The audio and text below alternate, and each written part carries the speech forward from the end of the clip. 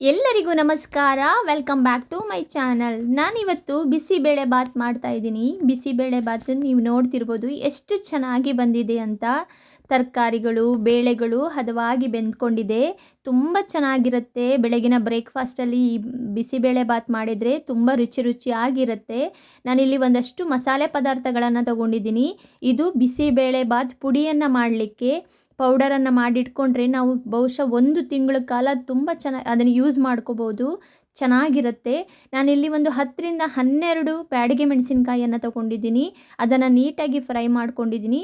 ಅದಾದಮೇಲೆ 1 ಸ್ಪೂನಷ್ಟು ಉದ್ದಿನಬೇಳೆ, ಇದನ್ನು ಕೂಡ ನೀಟಾಗಿ ಫ್ರೈ ಮಾಡ್ಕೋಬೇಕು.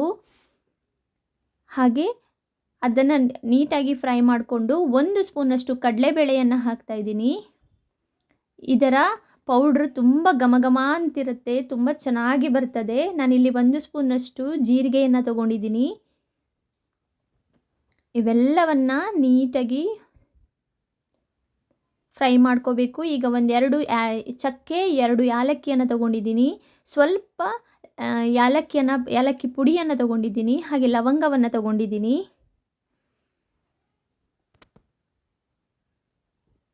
ಇದಕ್ಕೆ 1.5 ಸ್ಪೂನಿನಷ್ಟು ಕೊತ್ತಂಬರಿ ಪುಡಿಯನ್ನು ಯೂಸ್ ಮಾಡ್ಕೊಂಡಿದ್ದೀನಿ. ಕೊತ್ತಂಬರಿಯನ್ನು ಕೂಡ ಯೂಸ್ ಮಾಡ್ಕೋಬೋದು, ಇಡೀ ಕಾಳನ್ನು ಯೂಸ್ ಮಾಡ್ಕೋಬೋದು. ನಾನಿಲ್ಲಿ ಪುಡಿಯನ್ನು ಯೂಸ್ ಮಾಡಿದ್ದೀನಿ. ಹಾಗೆ ಕರಿಬೇವಿನ ಎಲೆಗಳು, ಇದು ಫ್ಲೇವರ್ಗೋಸ್ಕರ ಹಾಕ್ತಾಯಿದ್ದೀವಿ. ಕರಿಬೇವಿನ ಎಲೆಗಳು ತುಂಬ ಚೆನ್ನಾಗಿರುತ್ತೆ, ಘಮ ಚೆನ್ನಾಗಿರುತ್ತೆ. ಇವೆಲ್ಲವನ್ನು ಮಿಕ್ಸಿ ಮಾಡ್ಕೋಬೇಕು.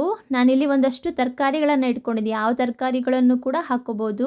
ಹಾಗೆ ಹಸಿ ಬಟಾಣಿ, ಇಲ್ಲಿ ನಾನು ತೊಗರಿಬೇಳೆ 1 ಕಪ್ಪು ಹಾಗೂ 1 ಕಪ್ಪಿನಷ್ಟು ರೈಸನ್ನು ತೊಗೊಂಡಿದ್ದೀನಿ. ಇವೆರಡು ಒಂದೇ ಪ್ರಮಾಣದಲ್ಲಿದ್ದರೆ ಬಿಸಿಬೇಳೆ ಬಾತು ತುಂಬ ಚೆನ್ನಾಗಿ ಬರುತ್ತೆ. ಕೆಲವರು ಏನು ಮಾಡ್ತಾರೆ, ಬೇಳೆಯನ್ನು ಸ್ವಲ್ಪ ಕಮ್ಮಿ ತೊಗೋತಾರೆ. ಇಲ್ಲ, ಎರಡು ಒಂದೇ ರೀತಿ ಅಳತೆಯಲ್ಲಿದ್ದರೆ ತುಂಬ ಚೆನ್ನಾಗಿ ಬರುತ್ತೆ ಬಿಸಿಬೇಳೆ ಬಾತು. ನಾನೀಗ ಎಲ್ಲ ತರಕಾರಿಗಳು, ಬೇಳೆಗಳು ಎಲ್ಲ ಹಾಕಿ ಒಟ್ಟಿಗೆ ಬೇಯಿಸ್ಕೊತಾ ಇದ್ದೀನಿ. ಇದನ್ನು 1-2 ವಿಷಲ್ ಮಾಡಿಕೊಂಡ್ರೆ ಸಾಕಾಗ್ತದೆ. ಚೆನ್ನಾಗಿ ಬೆಂದ್ಕೊಳ್ಳುತ್ತೆ. ಸ್ವಲ್ಪ ರುಚಿಗೆ ತಕ್ಕಷ್ಟು ಉಪ್ಪು ಮತ್ತು ನೀರು ಸೇರಿಸಿ, 1-2 ಕಪ್ ನೀರು ಸೇರಿಸಿ ಅದನ್ನು ಬೇಯಿಸ್ಕೋಬೇಕು. ನಾನು ಈ ರೀತಿ ಬೇಯಿಸ್ಕೊಂಡಿದ್ದೀನಿ. ನೀವು ನೋಡ್ತಿರ್ಬೋದು ಎಷ್ಟು ಚೆನ್ನಾಗಿ ಬಂದಿದೆ ಅಂತ ನೋಡಿ. ಇಷ್ಟು ಚೆನ್ನಾಗಿ ಬೆಂದ್ಕೊಂಡಿದೆ. ಈ ರೀತಿ ಬೇಯಬೇಕು. ಅದು ಹದವಾಗಿ ಬೆಂದ್ಕೊಂಡಿದೆ. ಈಗ ನಾನಿಲ್ಲಿ ಒಂದು ಬಾಣಲೆ ತಗೊಂಡು 2 ಸ್ಪೂನಷ್ಟು ತುಪ್ಪವನ್ನು ಹಾಕಿದ್ದೀನಿ. ಬಿಸಿಬೇಳೆ ಬಾತಿಗೆ ತುಪ್ಪ ತುಂಬ ಚೆನ್ನಾಗಿರುತ್ತೆ.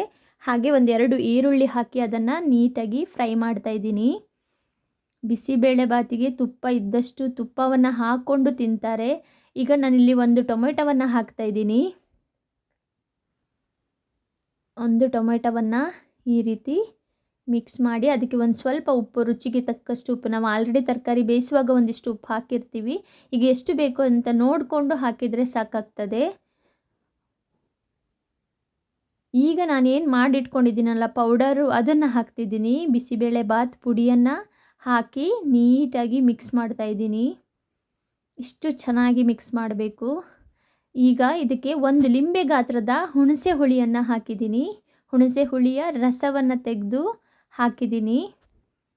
ಈ ರೀತಿ ಹುಣಸೆ ಹುಳಿಯ ರಸವನ್ನು ತೆಗೆದು ಹಾಕಬೇಕು. ಹಾಗೆ 1 ತುಂಡು ಬೆಲ್ಲವನ್ನು ಹಾಕಿದ್ದೀನಿ. ಹುಳಿ ಮತ್ತು ಸಿಹಿಯ ಪ್ರಮಾಣ 2 ಸರಿಯಾಗಿದ್ದರೆ ಮಾತ್ರ ಬಿಸಿಬೇಳೆ ಬಾತ್ ಚೆನ್ನಾಗಿ ಬರುತ್ತೆ. ಈ ಥರ ನೀಟಾಗಿ ಫ್ರೈ ಮಾಡ್ಕೋಬೇಕು. ಬೆಲ್ಲ ಎಲ್ಲ ಕರಗಿ ಹುಣಸೆ ಹುಳಿ ಆ ಖಾರ ಎಲ್ಲವೂ ಚೆನ್ನಾಗಿ ಮಿಕ್ಸ್ ಆಗಬೇಕು. ಈ ರೀತಿ ಮಿಕ್ಸ್ ಆದಮೇಲೆ ಒಂದು ಸ್ವಲ್ಪ ನೀರು ಹಾಕಿ ಅದನ್ನು ಮತ್ತೆ ಸ್ವಲ್ಪ 1-2 ಕುದಿ ಬರುವವರೆಗೂ ಅದನ್ನು ಕುದಿಸ್ಕೋಬೇಕು. ನೀಟಾಗಿ ಕುದಿಸ್ಕೋಬೇಕು.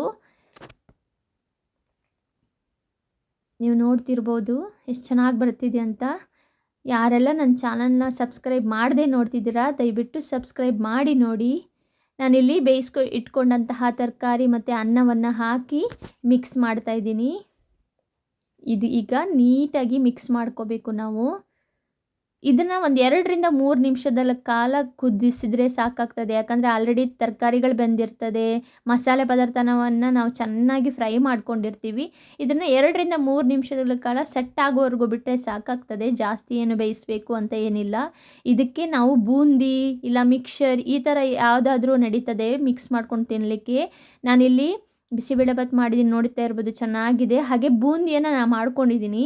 ಇದಕ್ಕೆ ಮಿಕ್ಸರ್ ಕೂಡ ಹಾಕ್ಕೊಂಡು ತಿನ್ಬೋದು. ತುಂಬ ಚೆನ್ನಾಗಿರುತ್ತೆ. ಬಿಸಿಬೇಳೆಭಾತನ್ನು ಬಿಸಿ ಬಿಸಿಯಾಗಿ ಇದ್ದಾಗಲೇ ತಿಂದ್ರೇ ಅದರ ರುಚಿ ತುಂಬ ಚೆನ್ನಾಗಿರುತ್ತೆ. ಬಾಯಲ್ಲಿ ಏನಂತಾರಲ್ಲ, ಇಟ್ಟರೆ ಕರಗುತ್ತೆ ಅಂತಾರಲ್ಲ, ಆ ರೀತಿ ಈ ಬಿಸಿಬೇಳೆ ಬರುತ್ತೆ. ನಾನು ಮಾಡಿರುವಂತಹ ಈ ಬಿಸಿಬೇಳೆಭಾತ್ ರೆಸಿಪಿ ನಿಮ್ಗೆ ಇಷ್ಟ ಆದರೆ ದಯವಿಟ್ಟು ಒಂದು ಲೈಕ್ ಕೊಡಿ, ಕಮೆಂಟ್ ಕೊಡಿ, ಶೇರ್ ಮಾಡಿ. Thank you so